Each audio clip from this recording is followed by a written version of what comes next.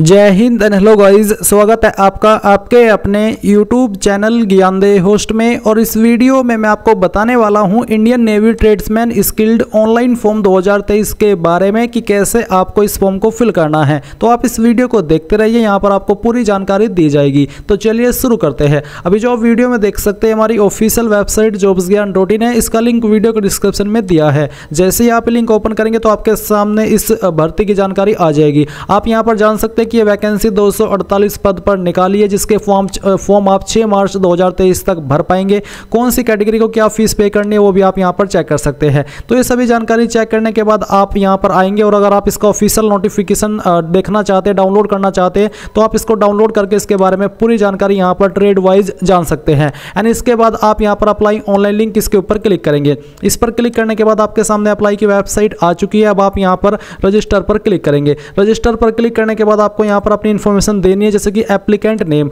तो आपका नाम जो 10th का सर्टिफिकेट है उसके अकॉर्डिंग एंटर करना है। फिर यहाँ पर जो आपकी डेट ऑफ बर्थ है वो आप यहाँ पर कैलेंडर के ऊपर क्लिक करके इस तरह से सिलेक्ट कर लेंगे। जो भी है वो आप सिलेक्ट करेंगे एंड यहाँ पर इस तरह से वो आ जाएगी। फिर आपको अपनी ईमेल आईडी एंटर करनी है और अपना नंबर एंटर करना है। एंड इन सभी को चेक करते हुए आपको रजिस्टर पर क्लिक करना है। इसके बाद में जो आपका रजिस्ट्रेशन है वो हो जाएगा और आप इसकी जानकारी यहाँ पर इस तरह से देख सकते हैं, आपकी डिस्प्ले पर आ जाएगी। आपको इसका स्क्रीनशॉट ले लेना है ताकि ये जानकारी आपके पास सेव रहे। अब आपको यहाँ पर क्या करना है, आपको होम पेज पर क्लिक करना है। होम पर क्लिक करने के बाद आपके सामने लॉगिन का पेज आएगा। अब आप यहाँ पर जो लॉगिन आईडी अभी आपको मिली है वो एंटर करेंगे, जो पासवर्ड अभी आपको मिला है वो यहाँ पर एंटर करेंगे एंड आप लॉगिन पर क्लिक करेंगे। लॉगिन पर क्लिक करने के बाद में आप यहाँ पर लॉगिन हो जाएंगे और आपके सामने कुछ ऐसा इंटरफेस आ जाएगा। अब आपको यहाँ पर I am an Indian national इसके ऊपर टिक करना है। इसके ऊपर टिक करने के बाद में यहाँ पर अब आपको कुछ अन्य जानकारी अपनी फिल करनी है। तो यहाँ पर आता है फादर्स नेम। तो आपको आपके फादर का नेम एंटर करना है। ये भी आपका 10th के सर्टिफिकेट के अकॉर्डिंग होना चाहिए। तो आप यहाँ पर आपके फादर का नेम एंटर कर देंगे। इसके बाद में यहाँ पर आपको आपकी माताजी का नाम एंटर करना है। एंड देन आपसे पूछा है कि क्या आपने 10वीं के बाद में आपका नाम चेंज किया है, अगर हाँ तो यस करें, नहीं तो आपको नो करना है। इसके बाद यहाँ पर आपसे पूछा कि is your date of birth in the matriculation certificate the same as mentioned in your birth certificate. यानी कि जो आपकी डीओबी आपके 10th के सर्टिफिकेट के अंदर है, क्या वही आपकी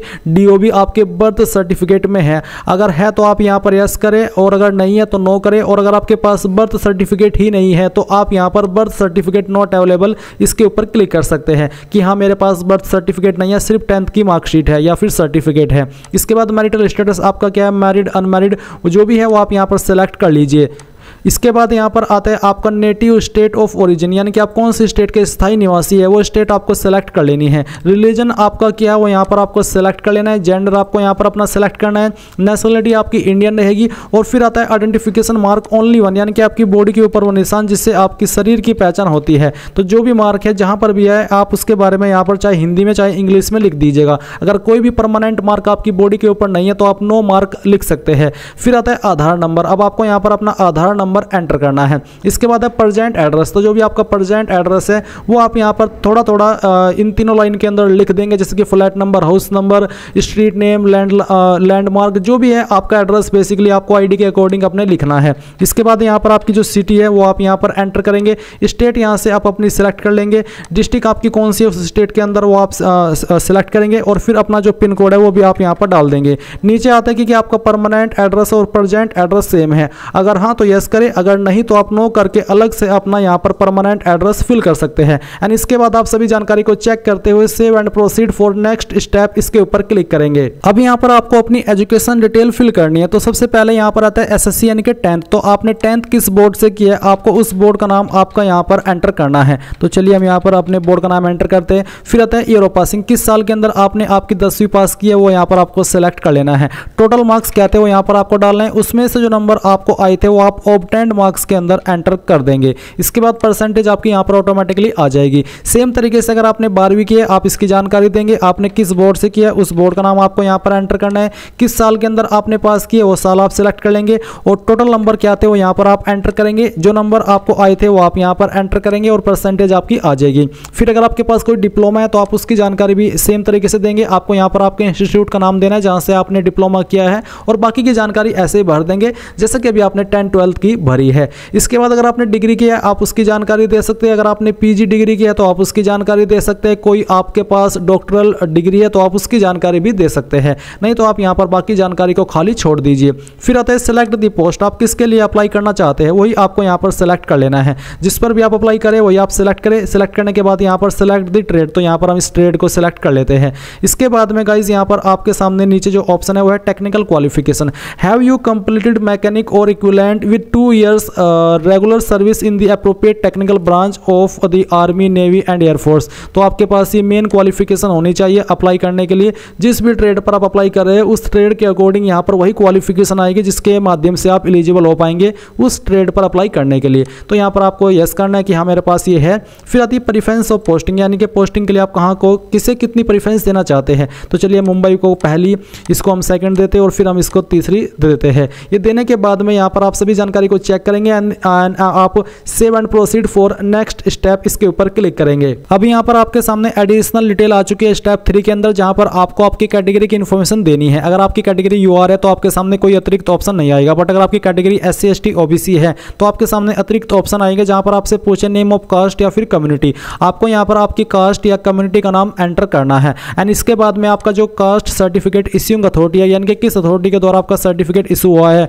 वो आप यहाँ पर लिखेंगे। नॉर्मली आपका जो सर्टिफिकेट है वो आपका SDM, तहसीलदार, मजिस्ट्रेट, नायब तहसीलदार इन अथॉरिटी के द्वारा जारी होता है, जो कि आपके सर्टिफिकेट के ऊपर भी मेंशन होगा कि हाँ इस अथॉरिटी के अधिकारी द्वारा ये सर्टिफिकेट जारी हुआ है। फिर आप यहाँ पर जो आपका कास्ट सर्टिफिकेट नंबर है वो एंटर करेंगे।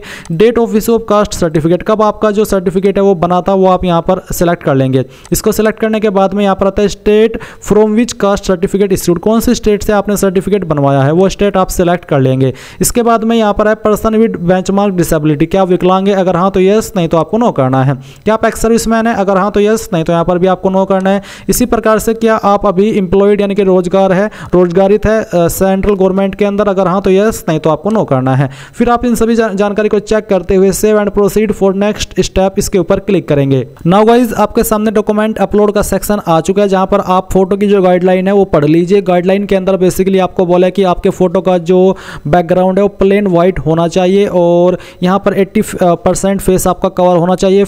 आपके फोटो का साइज 50 से 100 KB के बीच में and photo should be without cap, goggles and both years should be visible, यानी कि दोनों कान आपके दिखने चाहिए। फॉर्मेट JPEG या फिर JPG का रखा है। तो आप यहाँ पर ब्राउज के ऊपर क्लिक करेंगे एंड जहाँ पर भी आपकी फोटो फाइल है वो आपको सेलेक्ट करनी है। तो जहाँ पर भी है वो आप सेलेक्ट कीजिए। जैसे कि मैं यहाँ पर एग्जाम्पल के लिए फोटो सेलेक्ट करता हूँ, यहाँ से ओपन करता हूँ।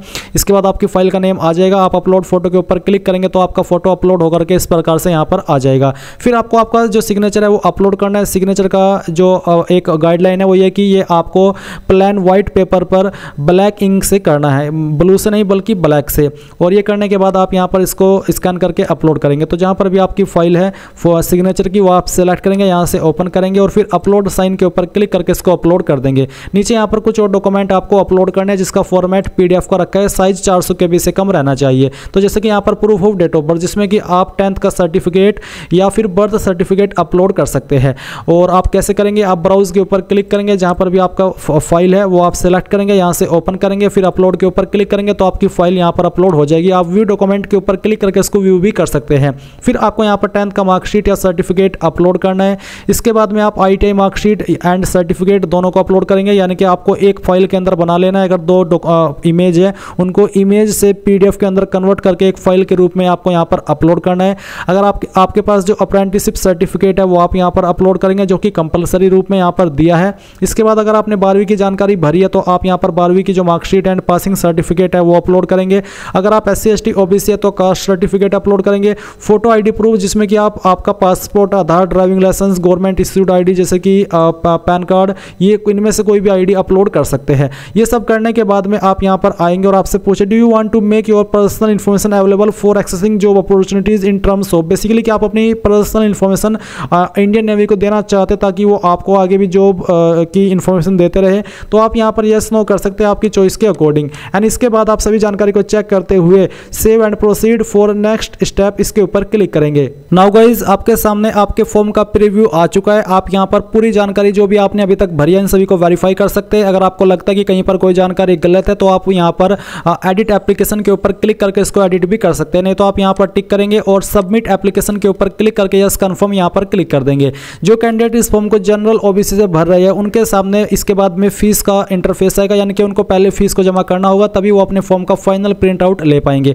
आप यहाँ पर सबसे लास्ट में आएंगे और प्रिंट के ऊपर क्लिक करके अगर आपके पास प्रिंटर मौजूद नहीं है अभी फिलहाल, तो आप पीडीएफ के रूप में सेव कर लीजिएगा और बाद में प्रिंट करा लीजिएगा। इस प्रकार से बेसिकली आप लोग Indian navy tradesman skilled online form 2023 को भर पाएंगे। आई होप ये प्रोसेस आपको पसंद आया होगा। So thanks for watching and अगर आपने वीडियो को लाइक शेयर नहीं किया तो लाइक शेयर कर दीजिएगा। जय हिंद।